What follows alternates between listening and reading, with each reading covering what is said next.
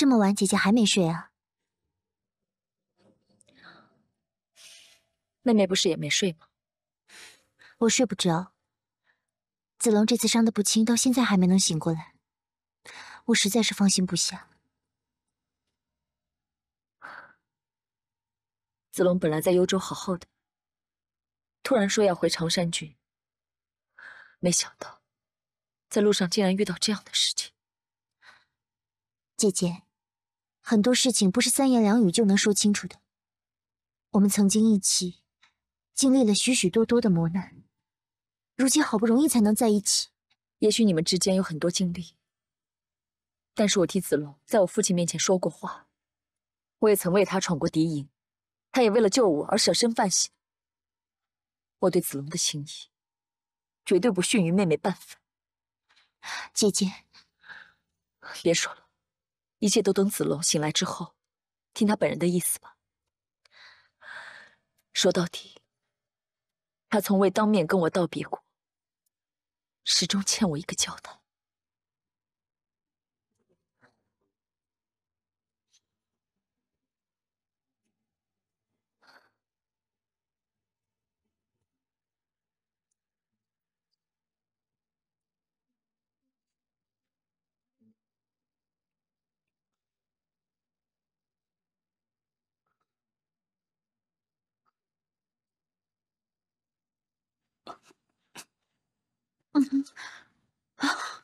大哥，你醒了？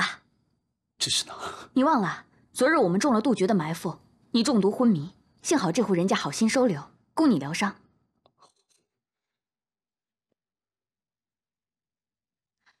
大哥，我不明白，凭你的武功，轻而易举就能躲过那支弩箭，怎么会？我是故意中了他的埋伏，为了把敌人引出来。这是愿意百战术中提到的明枪易躲，暗箭难防。如果不那么做的话，就不知道后续会有多少暗箭陆续射过来。如果那样的话，造成的伤害会很大。哦，嘿，你真聪明，活学活用。哎，只是没想到杜绝那家伙居然会在这弩箭上抹上剧毒。郎中说了，你这毒啊，只是暂时抑制住了，还并没有完全消除呢。对了，青衣呢？哎，你笑什么？他在哪儿？你放心吧，他没事儿。我笑呢，是笑我大哥在不经意之间就流露出对青衣和宝月郡主之间孰轻孰重了。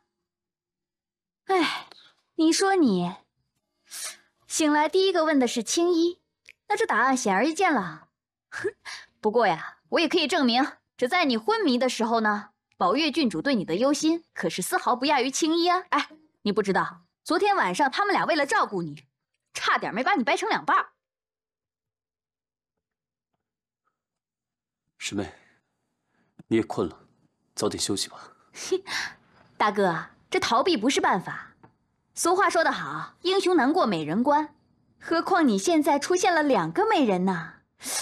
哎呀，你好自为之吧。嗯，走了。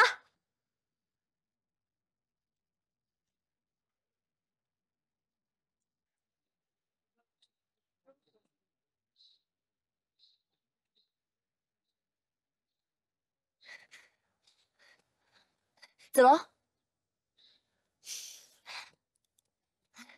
你找我？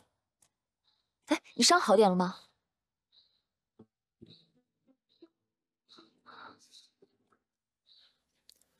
子龙，我的伤已无大碍。我这次叫你来，是有话要对你说。有话说？为何如此郑重其事？是我爱听的，还是不爱听的？你听我说。我不听。如果你想拒绝我付出的情谊，我情愿一辈子聋了，也不愿亲耳从你口中听到。郡主，你可以叫我的名字吗？就像叫青衣那样。你应该明白，我和青衣之间的情感。我不明白，我一点都不明白。更何况你根本就没有试过，你又怎么会知道呢？我知道，我当然明白。难道我公孙宝月一点机会都没有吗？你贵为郡主，何苦这样难为自己呢？不，我一点都不为难。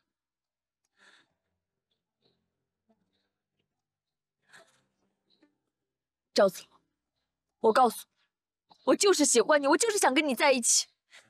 你之所以现在不喜欢我，是因为你不够懂我，不够了解我。再给我一些时间，我一定会让你喜欢上我的。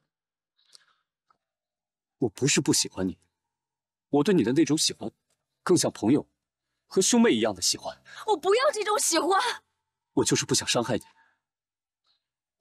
所以我才离开幽州。你明明就在伤害我，还装什么好人？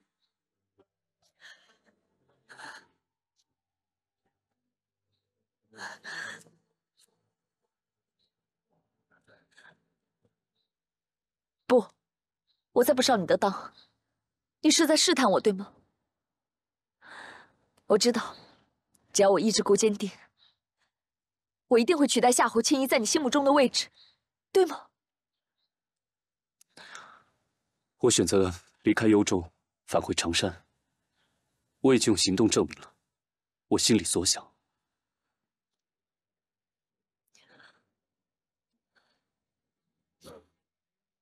如果我不放手呢？改变不了的。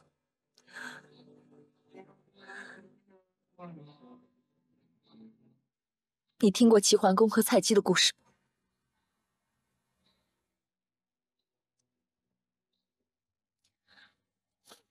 春秋时期的齐桓公，为了他心爱的蔡姬，不惜大动干戈，兴兵伐楚。齐桓公能做到，我公孙宝月一样能做到。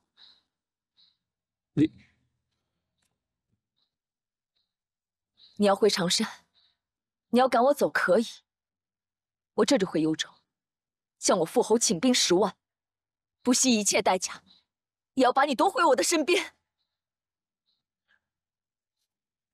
郡主，你何必这样？不要胡来啊！我一定会这么做，一定会的。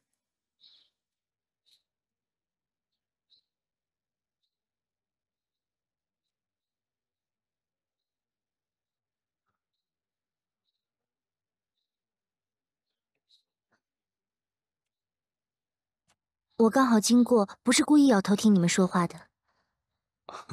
没事的，宝月他性格爽朗，我相信很快会想明白。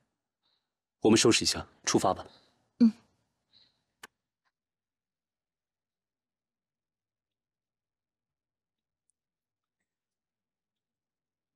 高将军，您找我，坐。呀，今儿吹什么风啊？小的居然能坐着跟大人说话，还亲自倒茶给我，在下真是受宠若惊啊！我有一事想当面跟你证实。大人有什么事，但说无妨。昨日进城，我见你对那李姑娘很是关心嘛。你对她有好感？哈，那李姑娘温柔可人，在下的确是有些喜欢。耿将军也是到了娶妻的年纪了，这端茶递水的事得找个心仪的女子来做才好。娶回家之后，可以天天伺候将军。那大人的意思是，你觉得李姑娘做你耿将军的妻子可好？当然呐，在下求之不得呀。只是，哎呀，李姑娘脾气不小，在下几番示好都给我回绝了。哎，还有那个李全，视女儿为掌上明珠，又岂会轻易就范？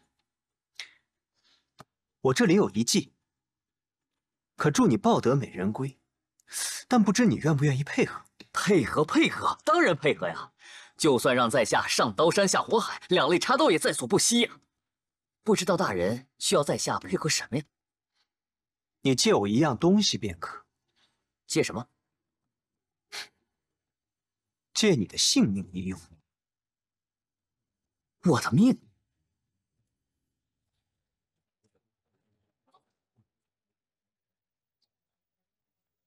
飞燕姑娘，我们又见面了。哎，飞燕姑娘，我们在街上能这样碰见，多有缘分呢。相约不如偶遇，不如跟我喝点小酒，谈谈心如何呀？让开！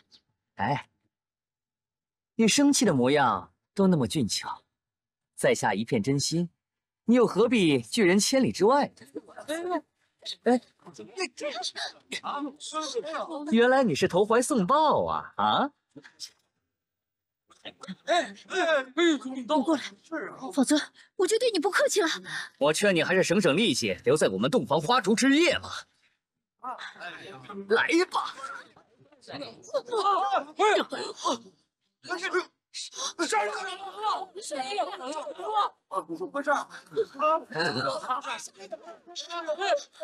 我杀人了！我杀人了！我不是故意的，不是故意的。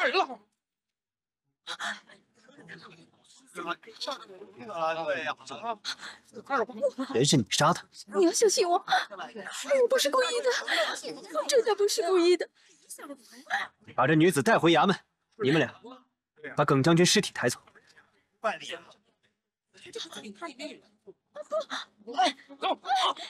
我不是故意的。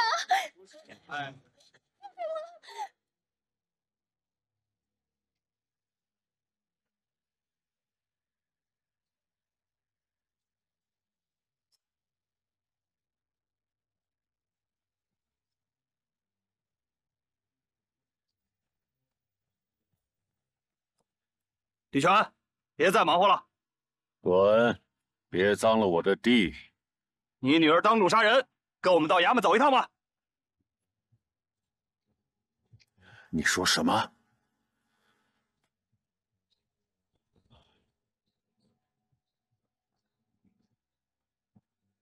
哎，我女儿现在在哪里啊？当然在牢里了。高大人特地通融，允许你探视。跟我来吧。啊，多谢。等他们父女见过、哭过，让他到花厅见我。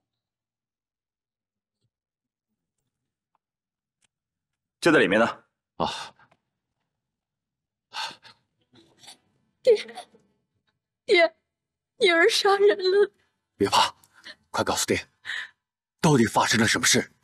爹，耿纯那个淫贼，他竟然当街轻薄女儿。这狗贼！女儿一失手，竟然把他给杀了。死有余辜，你还要连累我女儿受苦。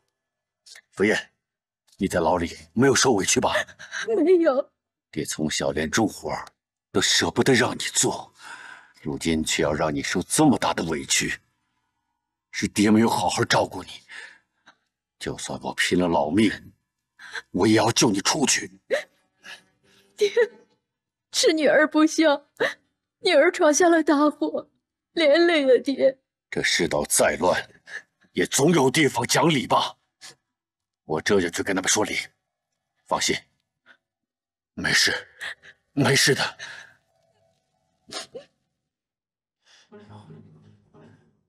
分明是耿纯欺负我女儿在先。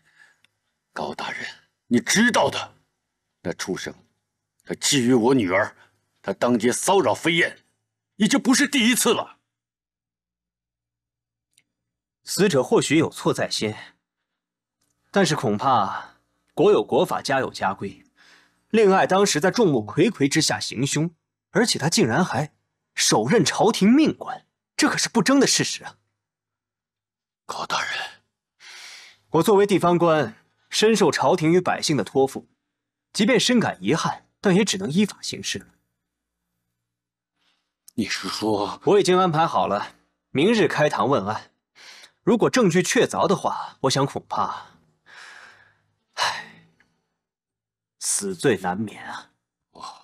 不，飞燕他是为了保护自己，他才是受害者，他不该被判刑，他是无辜的。本官虽然同情你，但却爱莫能助啊。高大人，你作为真定县的父母官，你一定能够找出法条，为小女脱罪。老夫恳请你，真要杀人偿命的话，这条命由我偿还。哎，李叔，快起来！不是高某不愿帮忙，这是高某官微言轻，能力有限，实在没有办法呀。哦，对了，或许有个人可以帮上忙。谁？常山郡现在由郡守大人至高管辖，耿纯又正好是他的家将，也许可以请郡守大人法外施恩。夏侯杰，你难道有所顾忌，不愿向郡守大人开这个口？不，老夫的意思，我区区一个草民，怎么能跟郡守大人说上话呢？这点我倒是可以帮忙，我索性直说了吧。高某此次回到真定，是受郡守所托，寻找一部名曰《乐毅百战术》的兵书。听闻这部兵书在李叔手上，在下正伤脑筋，不知如何向李叔开口。这兵书，莫非这本兵书不在李叔手上？那如果这样的话，恋爱的事，高某恐怕也就……不，你记忆中，老夫家中是存了这部兵书，只是事隔多年，也不知塞哪儿去了。老夫要有点时间去查一查。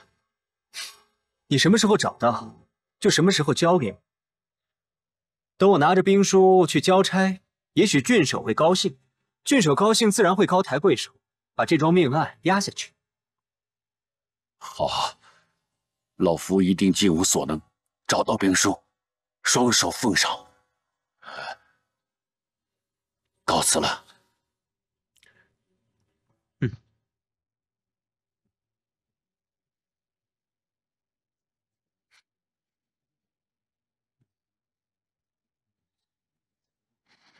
你也太沉不住气了吧？你以为我不知道你躲在门外偷听吗？我要是再沉住气，我那媳妇儿就没了。好啊，你怂恿我去演那场戏，就是为了那部兵书啊！你压根儿就没想撮合我和李姑娘。我是在替夏侯大人办事，你有何异议？但是你答应过我的，要跟李全提我跟李姑娘的事啊。等李全交出兵书之后，兴许我能做这个媒。那他要是交不出兵书呢？那我只好将他的宝贝女儿绑上法场了。你敢？注意你的态度！你别忘了，郡守派你过来是让你听命于我。大丈夫何患无妻？你堂堂耿将军，难道就这点出息？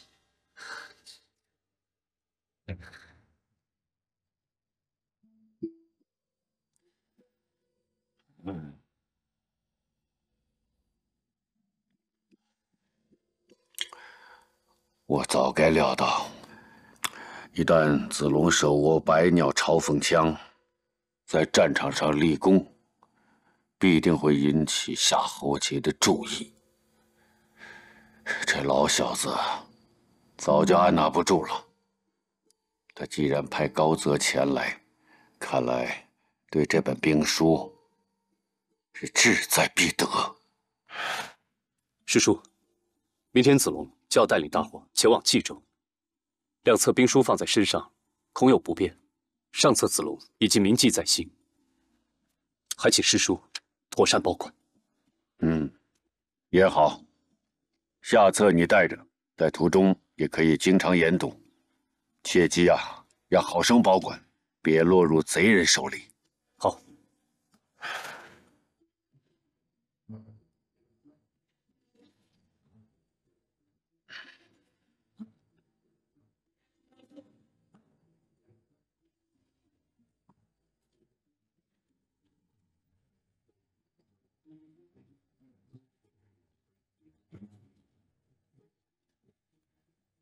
夏侯杰心术不正，兵书定不能落入他的手中。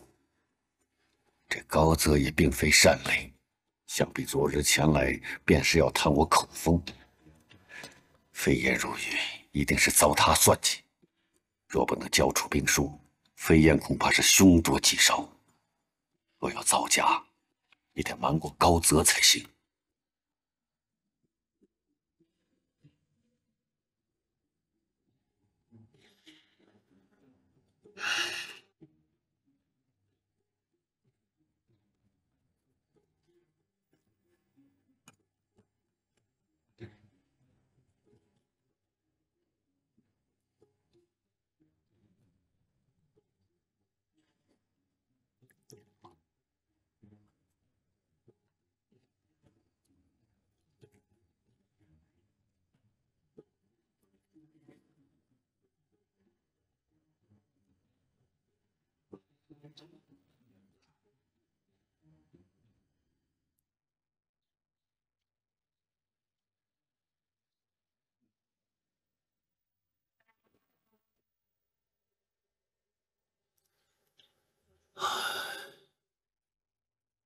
当年与的兵书失之交臂，真是可惜。怪只怪乐园那个老顽固誓死不愿交出兵书，坏了我的大事。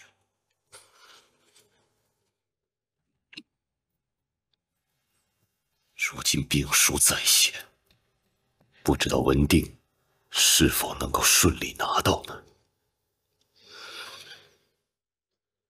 老爷，老爷，小姐和赵将军自幽州回来了，刚刚赶到，在前院候着呢。太好了。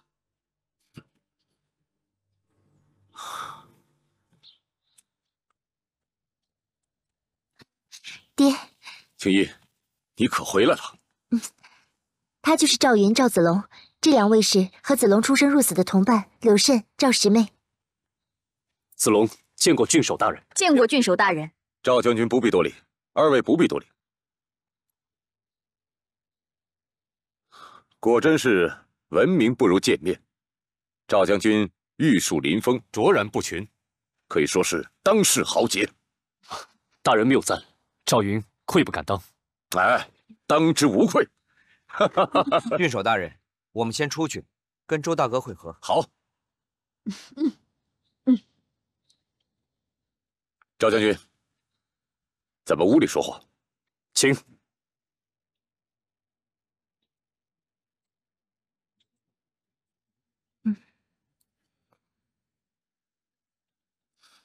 赵将军，啊，晚辈不敢当，大人还是叫我子龙好了。好，这样显得比较亲切。子龙啊，我听闻此前真定县屡遭贼匪侵犯，是你登高一呼，组织乡亲们的力量保卫家园，这才将贼匪一举击溃。如今，真定县的百姓过上了安居乐业的日子。你居功至伟啊！不，平定贼乱，靠的是乡亲们团结一致。赵云不敢居功。哎呀，只怪我的手下竟是些无用之人，这么大的事情居然没有向我禀报。若是我早知道地方上有你这样的青年才俊，我一定登门拜访，延揽重用。爹。您此刻将子龙招来身边，也算不迟啊。话虽如此，只是便宜了公孙瓒。我还听闻，子龙在幽州军功立了不少，委屈也受了不少。公孙瓒这个人最大的毛病，就是刚愎自用，无识人之明。其实，公孙侯待子龙也不薄。哎，事已至此，你还替他说话？子龙就是性格太好了，总是严以律己，宽以待人，从来不叫苦叫累。也对，幽州的一切都已经过去了。子龙，你是我常山的好男儿，回来贡献家乡也算是适得其所。如今朝廷倾轧，天下纷乱，如子龙这般忠君爱国之士已非常难得。子龙，你既然肯委身于此，我定当坦诚相待。你放心，今后有的是你一展长才的机会。谢大人厚爱，不过子龙还有一事相求。但说无妨。这一次回长山投奔大人，一同前来的还有数十名乡勇，他们都是在真定保卫战中一块出生入死的好兄弟。子龙恳请大人一同接纳。那太好了，这些人都是你的心腹之人，我一定会妥善安排的。谢郡守大人。子龙，你没事吧？子龙，我看你气色不佳，发生了什么事？我们在回郡治的路上，遭到了敌人的埋伏。是山贼假扮的。之前的真定保卫战，子龙砍下他们大当家杜绝的一条臂膀，万万没有想到，那贼人怀恨在心，在途中埋伏行刺，才令子龙身中毒伤。什么？竟然会有此事发生？女儿想不明白，杜绝是如何知道我们要返回长山，进而事先乔装埋伏的。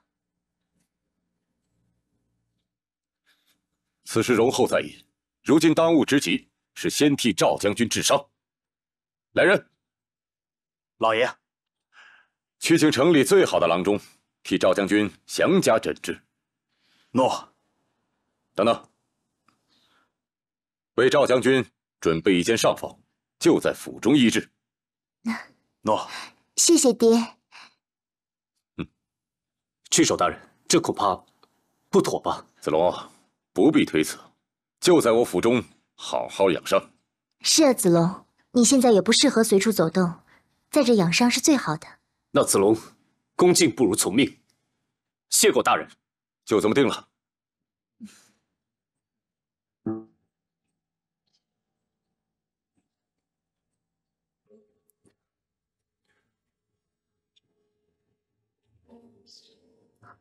郎中，情况怎么样了？启禀郡主，将军虽然中了毒，幸好处理及时，并无大碍。只要按时服药，清理体内的淤毒，过几天便可痊愈了。那就请郎中尽快开出药方，记住，一定用最好的药材。这是自然，请郡主宽心。如果没有什么事，小的就先告退了。大哥，怎么样了？我没事。七姨，一到你的府里，就给你添麻烦了。别见外了，诚如我爹方才所言，现在没什么事比治好你的毒伤更重要了。是啊，大哥，虽然咱们刚到不久，但是夏侯大人对你的赏识，那是有目共睹的。你呀，早一天把你的病养好，早一天就可以成为他的左膀右臂，相助他建功立业，以报答知遇之恩。师妹说的对，其实我原本还有些担心，但是今日从我爹对你的言语表现来看，他绝对会是你的伯乐。我爹他现在是求贤若渴之时，一定会重用你的。子龙也希望不辜负大人的期望。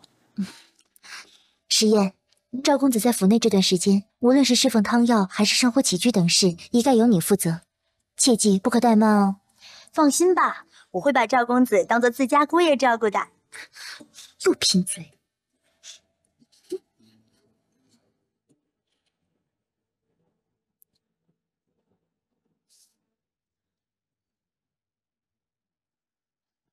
老爷，人带过来了。拜见郡守大人。你先下去。诺。赵将军的伤，你看过了？回大人，我已经看过了。赵将军中了毒，幸亏当时处置得宜，使毒性并未攻心。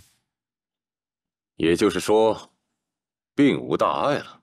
正是，小的已经开具了药方，交付于管家。只要赵将军按时服药，过几日便可痊愈。谁叫你擅自做主的？大人，小的开的药方都是依据药理。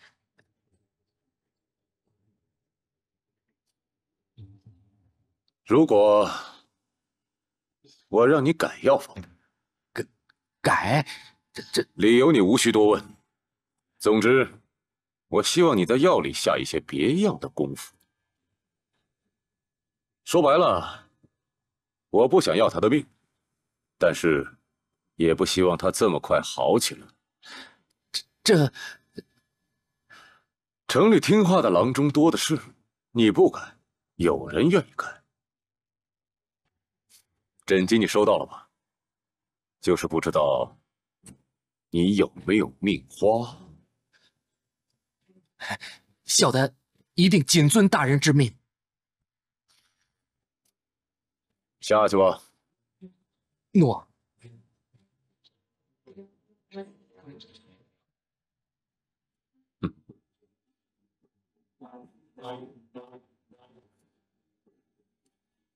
这个赵子龙，我已拿在手里，就是不知道高泽在真定进行的怎么样。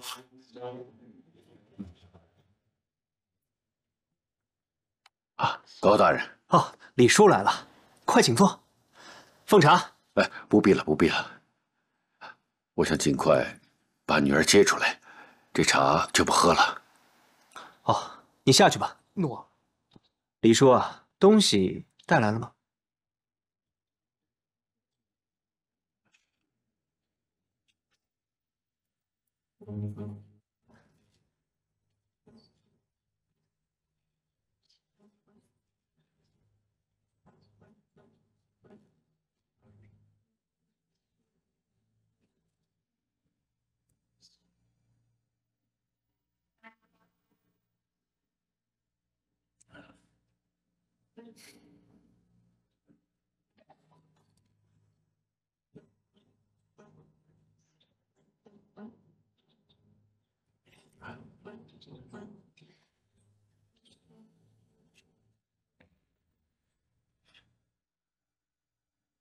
这兵书是假的。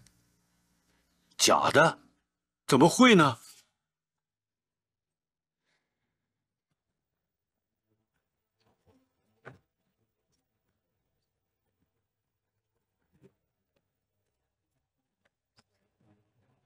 给我分头仔细搜，把所有的书简都给我找出来。走。高大人，你再仔细看看，这兵书怎么会是假的呢？不用看了吧，这书简在下虽从未见过，但却也知道，这《乐毅百战术》乃是战国时期所著，距今年代久远。你这书简虽刻意做旧，但上面的字迹明显是后人写的。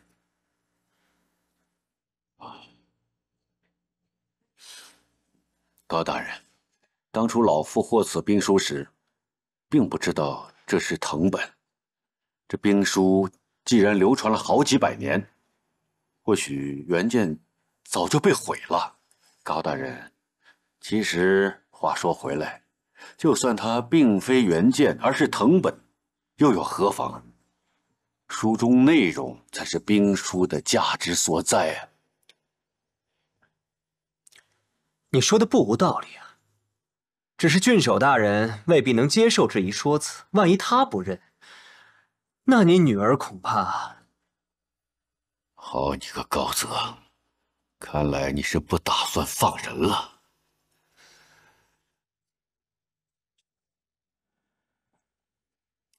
我本以为高大人是个言而有信的人，没想到老夫依约奉上兵书，高大人却还是不肯放人。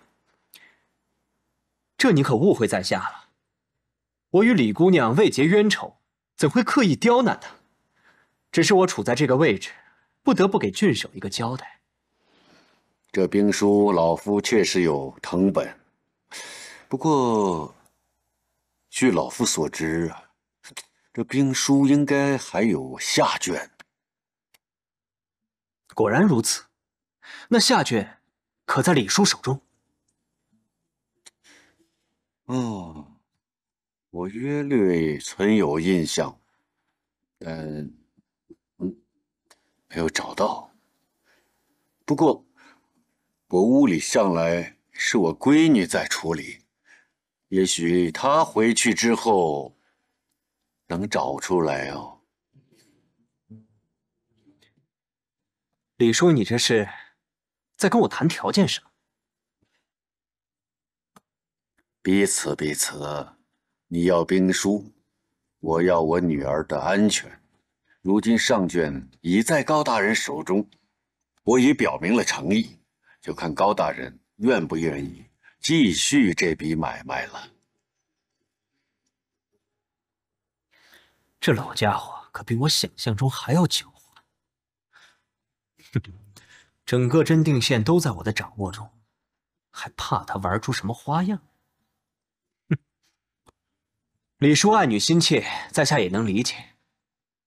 那么在下就做个顺水人情，先放了李姑娘。这兵书的事，还望李叔放在心上，让我好向郡守交差。只要高大人言而有信，老夫自然尽力而为。传我的话，放了李飞燕。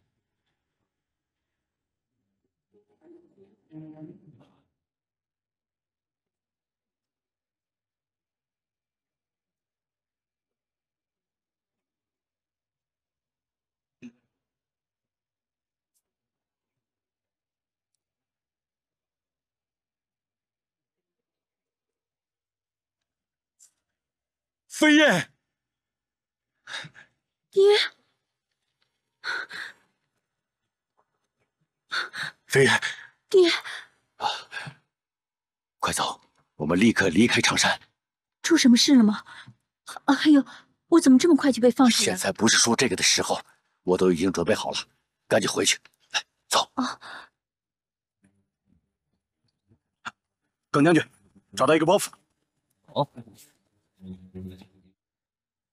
包袱都准备好了，看来是想跑了。给我继续搜，把床给我掀了。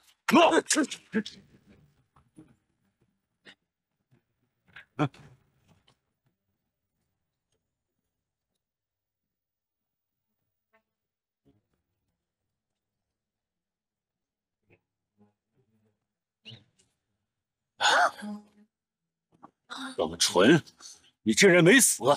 哼，我当然没有死。李全，我劝你乖乖把兵书给我交出来，否则今天就是你的死期。放屁！飞燕，快走！今天谁都走不了。来人呐！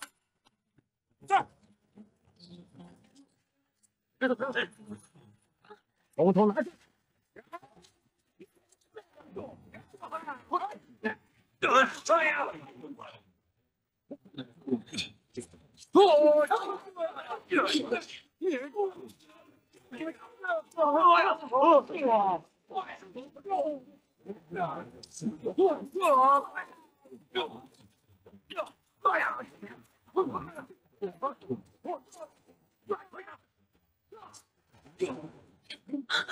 爹，你没事吧？竟然练成了金刚不坏之身！呀！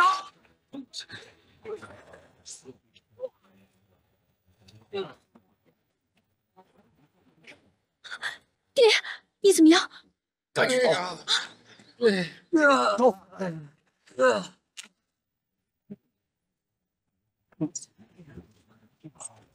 这，爹，走！别他妈跑了！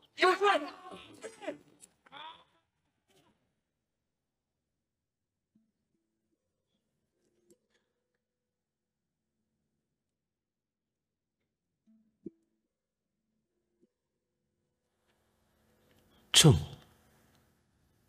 则高风正则，这一环应该是高泽所有，错不了。怎么会落到杜鹃手里呢？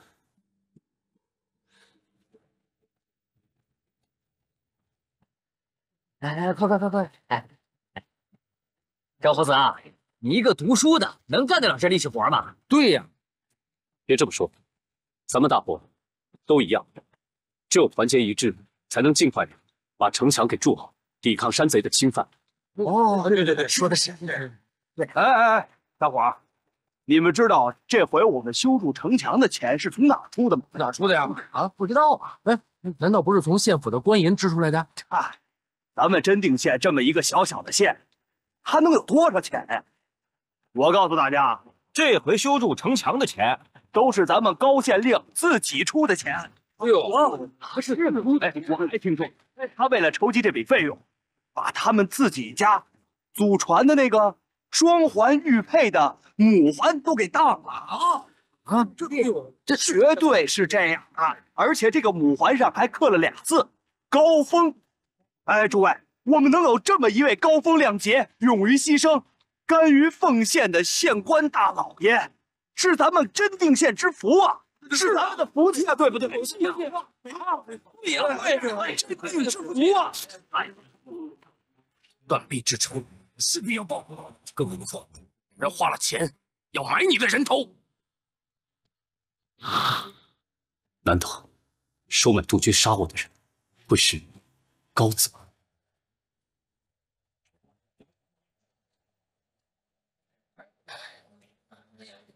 爹，小心！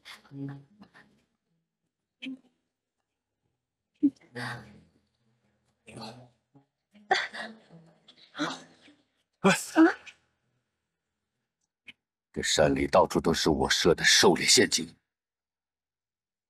我马上走那边。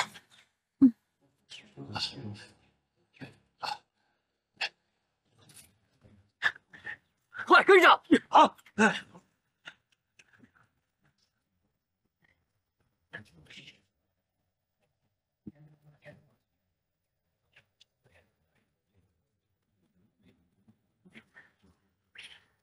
停！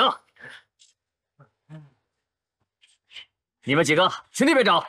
诺，其他人往前。诺。小心点。快，快，跟上！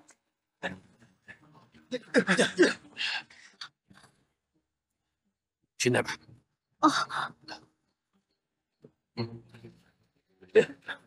李全，别再挣扎了，别苦了你女儿。走。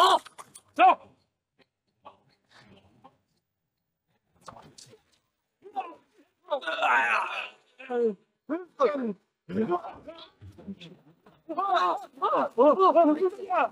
李全，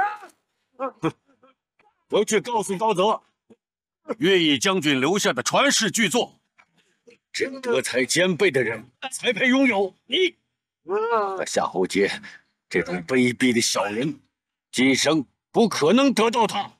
你们去找他们点，放我下来！快，耿将军，将军，走。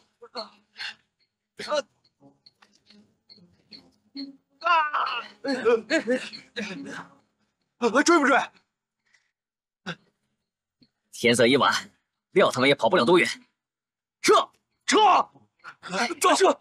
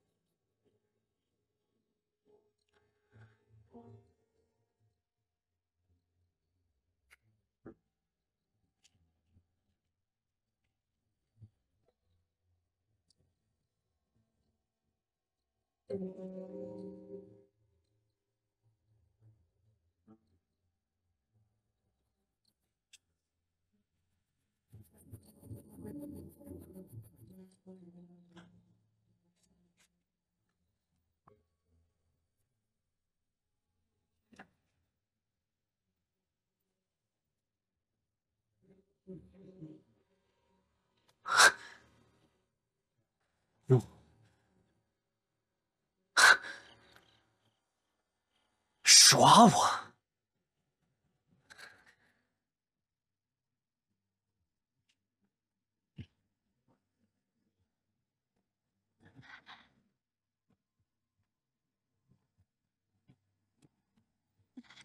小心啊，爹！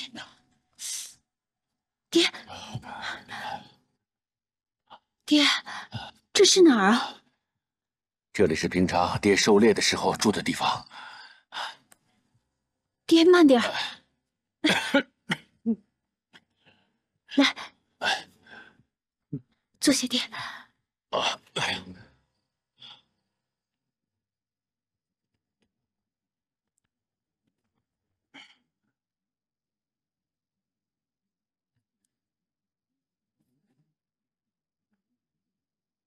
爹，这儿他们会不会找过来？安全吗？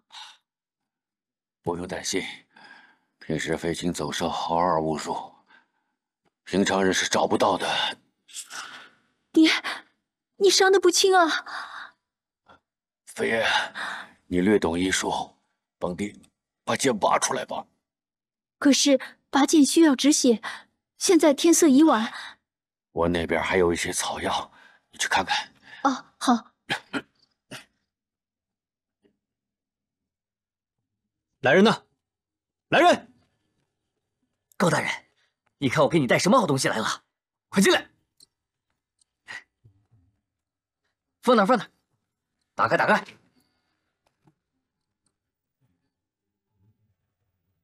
你这是做什么啊？高大人，你不是要兵书吗？我带人去把李家翻了一个底朝天。谁让你这么做的？李全人呢？那老头受了重伤，躲进深山里了。天色实在太晚，找不着人呢。明天我就带人去搜山。高大人，你放心，你想找的兵书肯定都在这里边呢。啊！蠢货，事情都被你搞砸了。我。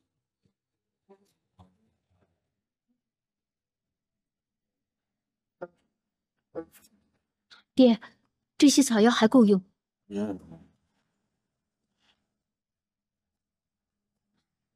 这么说，耿成根本就没有死，他是跟高泽串通好了，故意来陷害我的。可是他们这么做究竟是为了什么呢？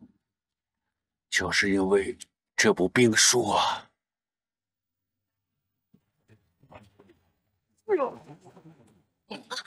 爹，你没事吧？原来这本兵书您藏在身上啊，难怪躲过了致命的一击。哎呀，话又说回来，我这条老命啊，是乐毅大将军给救的。爹，都这个时候了，你还有心情开玩笑呢？哎呀，不过爹，我还是搞不懂，既然你没有把兵书交出来，那高泽怎么会这么轻易的放了我呢？高泽为人聪明机智，要想骗过他，并不容易。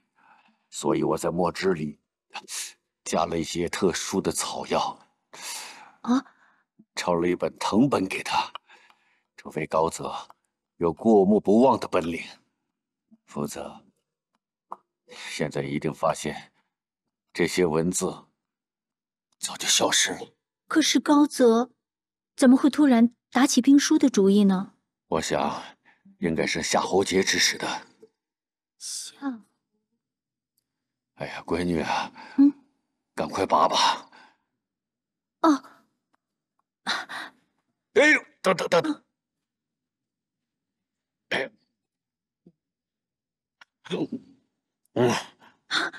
拔了。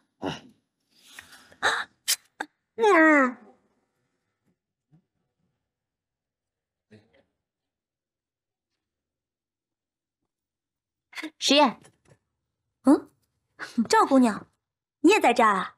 给赵大哥煎药，就快好了。赵公子吃过早点了吗？我来这儿给我家小姐拿些早点。已经吃过了。哎，实验，我和赵大哥已在府中数日，照这样下去，赵大哥的病恐怕还得休养一阵。我们常驻府中，会不会有什么不方便的？不会啊，莫非是我们有照顾不周的地方？没有，我不是那个意思。主要是青衣郡主和高大人不是有婚约吗？我这想，小姐若有意成婚，这婚早成了。她一再拖延，还不是为了赵公子？难道她不明白我家小姐这番苦心吗？哦，明白。你明白有什么用？得她明白才行啊。当然，我明白，那我大哥就明白。重要的是，你们家老爷明不明白？起先我也以为我家老爷他不会明白，他之前还一再的逼小姐成婚呢。啊！但是现在情况好像有了转机，瞧他对赵公子如此善心，原先的不明白，看似就突然都明白了。我这样说，你能明白吗？哦，明白，完全明白。你忙吧，你也忙。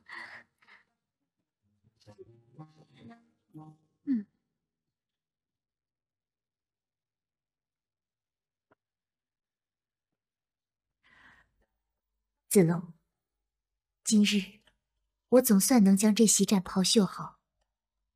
本以为没机会将它交到你的手上，如今你回到长山，我便能亲眼看到你穿上它的模样。待你身体养好之后，便能穿上它上战场了。大哥，药煎好了。师妹，这2天辛苦你了。这算什么呀？这比起行军，咱们在夏侯府的日子可算是安逸多了。大哥，药温适中，赶紧喝了吧，不然一会儿凉了，药效就减弱了。不急，等一会儿再喝吧。那你可别忘了。哎，大哥，说真的，我看这夏侯府上下对咱们还真是不错，比那公孙瓒有眼光多了。知道大哥你一定会成为一个大英雄的。今后的事儿，谁也说不准。我说准，那就一定准，并且我还有件事敢肯定，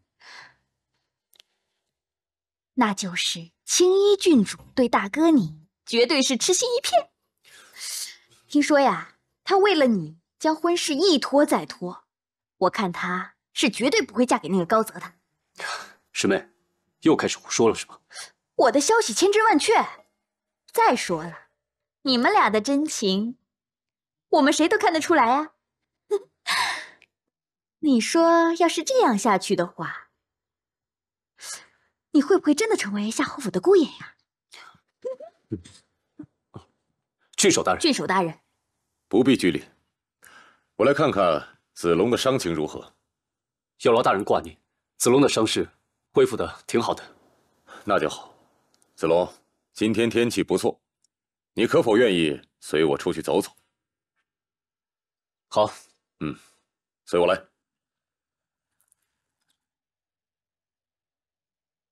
子龙啊，经历了盘河之战，相信你也积累了不少战场经验。